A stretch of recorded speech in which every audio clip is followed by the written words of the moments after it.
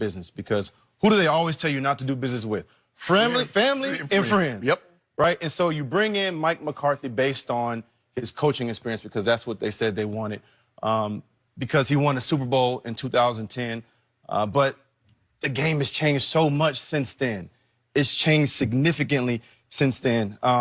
And the last 4 years, when I'm evaluating Mike McCarthy, the head coach, the last 4 years, he was 11-16-1 with one of the greatest quarterbacks in the NFL. Every year, year in and year out, we are mesmerized by Aaron Rodgers, what he can do on the field with his arms, with his legs. He can extend plays. But he won one time with them because of Deshaun Watson's ability to be able to scramble, right? To be able to extend plays with his legs. That's where the game is right now. And so that's what Mike McCarthy has to do this time around. The same thing Lamar Jackson did this offseason. He reinvented himself.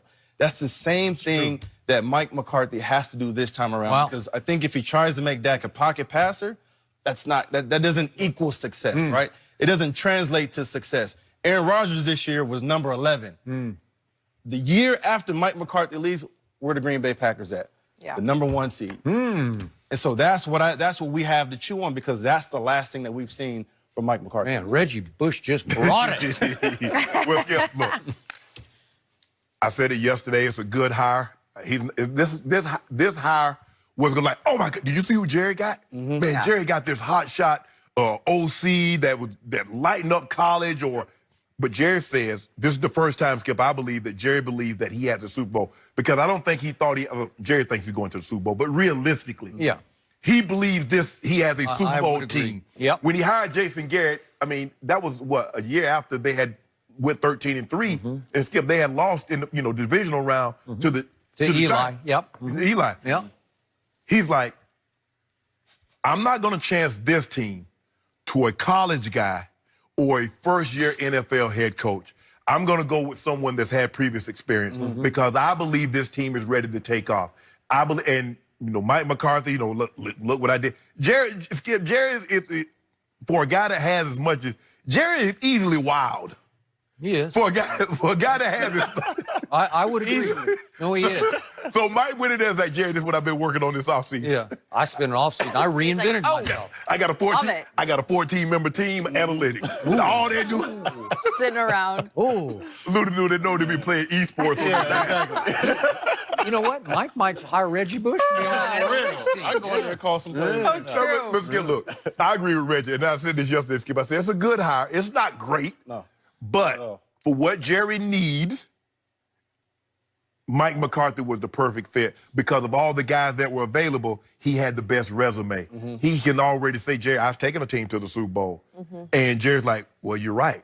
All these other guys, if I bring in Urban Meyer, he's never coached in the NFL. If I bring in Lincoln Riley, I look at Lincoln Riley as a specialist. He's an offensive guy, Skip. His defense leaves a lot to be desired. His special teams are not great.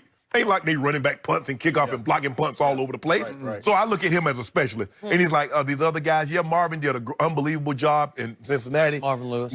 But his resume is not like Mike. It's not like Mike McCarthy. So Mike McCarthy was safe. He's not going to wow you, but Jerry believed that this is the guy that can take us to where we need to be. But why not interview more coaches?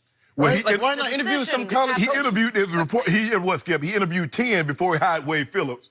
And this time he interviewed 2 before he settled on, and one of the 2 is Mike McCarthy. His last 3 Super Bowls came from acquired, I think, by the Rooney Rule. His last 3 Super Bowls came from coaches who came from college: Jimmy Johnson and Barry Switzer. So why not at least interview some?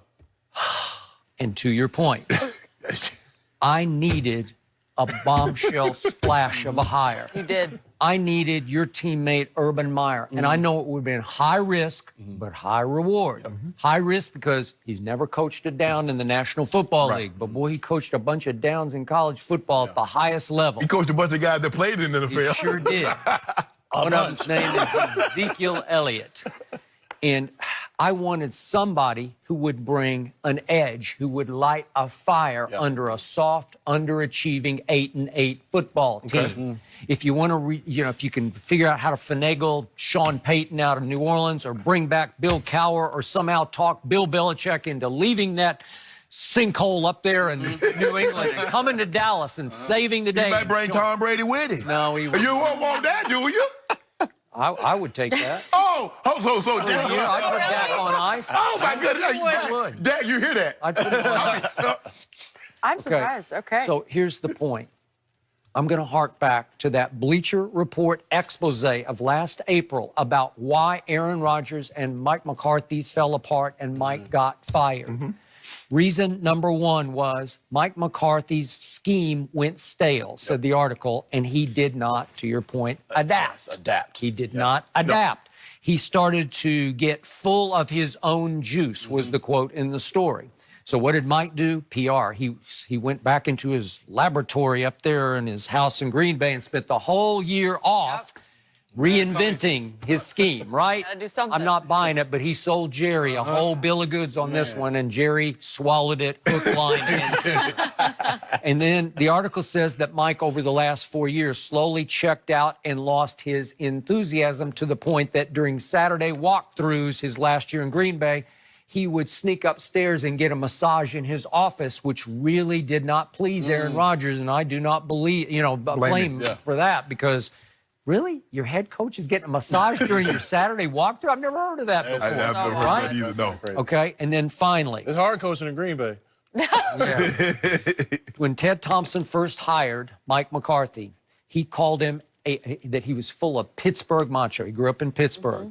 But there's an insider in the article, a personnel director, says that Mike McCarthy is a fake tough guy, that he talks a better game than he actually plays as a tough guy, which is why the article has many quotes saying that he created a soft culture in Green Bay. Yeah, finesse. A finesse So coach. wait, meet the new coach, same as the old coach. This is Jason Garrett all over again because Jason created a very soft culture in Dallas. And sometimes, Skip, when you have a great player, sometimes the lines get blurred. You don't realize that player is great and you think it's me. Right. So he probably sold I think he thought it was him. I agree with you. Well, look what he did when Aaron Rodgers was hurt, when Brett Favre was hurt. That's where he really struggled. And that's where I believe coaches really excel. That's where you really earn your money. Look at What do Sean you Payton do? when Exactly. Drew Brees got I'll hurt. use that. Look at Kyle Shanahan when Jimmy Garoppolo, he's taking C.J. Beathard, he's taking guys like Third string quarterback. Who are these guys in winning ball games? Yeah. True. That's when you know a guy can coach. That is true. If you get Aaron Rodgers and Brett Favre, well, you should win. Yep. You got two of them. Off top. And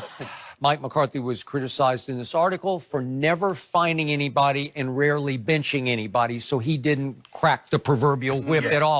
He's not that kind of guy. He wants to coach offense. He wants to throw the football a whole lot his way. A lot. Okay? Skip, you got to have discipline. You got to have structure. Yeah. If you guys got to listen. Guys are going to skate, and if you let them, they'll keep. And some coaches, and that was the thing that Mike.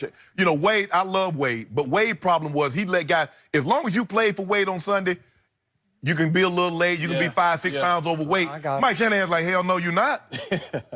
It's $50 a pound, and it's $100, and it's $150, $200. So pretty soon, like, whoa, okay, I'm getting fined $20,000 for weight. Wow. You got to hold guys accountable. The best coaches always strike a little fear in the locker room. Gotta When have you're it. a little afraid of this guy. He might just Yeah. Just a little. Release somebody. Yep. Yeah, and they need to get back to that toughness aspect Yeah. that you're talking about for the Dallas Cowboys. Because right now, this is a talented team. But they're So they say. So they say. they got a lot of talent on that team. They so do they have say. a lot of talent. They do. But, But this was until- Jerry Jones' this was his time to win right now. Okay? And I think he just hired a more accomplished